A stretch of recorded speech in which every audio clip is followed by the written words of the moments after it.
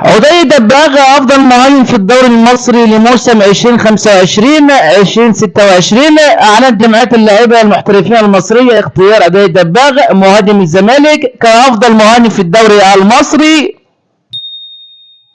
تلقى النادي الأهلي عروض من أندية خارجية لرحيل إمام عاشور في الميركاتو الصيفي، ويبحث النادي الأهلي صفقة بديلة لإمام عاشور تحسبا لرغبة اللاعب في خوض تجربة احترافية.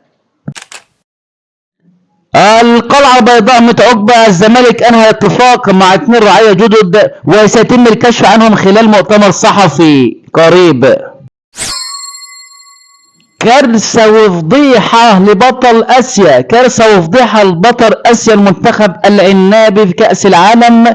كندا تمطر شباك قطر بسداسية نظيفة في الجولة الثانية من كأس العالم.